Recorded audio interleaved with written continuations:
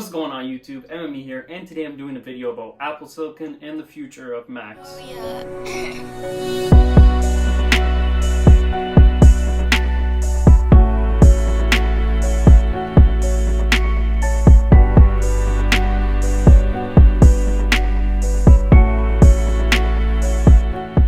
Before we get started, I can see that a high percentage of you haven't subscribed, so please hit that subscribe button and help me hit my goal of 1K subs before the end of 2021. So you may or may not have heard a lot about Apple product rumors, you know, the Apple Car, AirTags. There's a new Apple TV that's suspected to be able to play AAA games, which would certainly be a new field for Apple, competing with next-gen consoles, PS5 and Xbox One X. But for this video, I'm going to focus on MacBooks and what my predictions are for this upcoming 2021 year.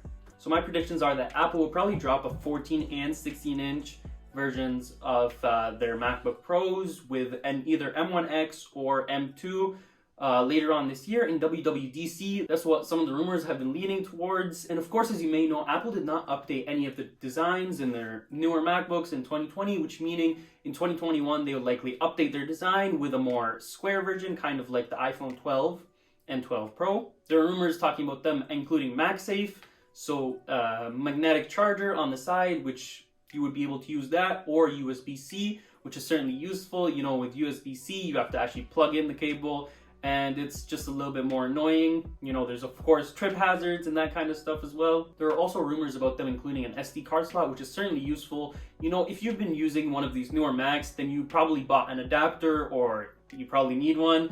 So with them adding these new ports, it'll definitely make it a lot easier for someone to go around maybe without a dongle even. You know, I certainly love USB-C and it just all being one cable, but SD cards are still a very common form of storage, especially if you're into photography or taking video on a high quality camera. But yeah, basically I'm guessing there will be a 14 and 16-inch versions later on this year in June or July. Those models with 12 or 16 core processors. And then later on in the year, you know, towards September or October, they might possibly update some of the base model M1 MacBooks with a new M2. And you know, the performance leap on the second generation is typically not as much as on the first generation compared to the Intel MacBooks. The difference between Intel and Apple Silicon MacBooks is that the Apple Silicon ones consume way less power, are multiple times the performance, and still have amazing battery. So I'm guessing with the new MacBooks, Apple will focus towards one or the other. So they might make the MacBooks a lot thinner for the same battery life, for example, or they could go towards the route of maximizing battery life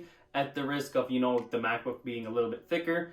But the performance of these new MacBooks will obviously be levels ahead of the Intel versions. So I'm predicting if you're comparing a 16-inch Apple Silicon MacBook compared to a 16-inch Intel MacBook, you're going to see multiple times the performance and battery life, of course, which means that the 16-inch MacBook should still perform a lot better than the base model 13-inch MacBooks that we have right now. You know, these are just the lower end models. If you're looking for something for video editing or high demanding tasks, then the 16-inch should still show a major improvement over these base model M1 MacBooks. Which is why later on this year, I'll likely be purchasing one of the 14 or 16-inch MacBooks. Even video editing on this base model MacBook Air has been very smooth and easy, but that just shows you how much of a performance increase that 16 or 14-inch models will show. But that's pretty much it. What are your predictions for Apple Silicon in the future? Leave them down in the comments down below. Thanks for watching. Please like, comment, subscribe, and I will see you in a later video. Peace.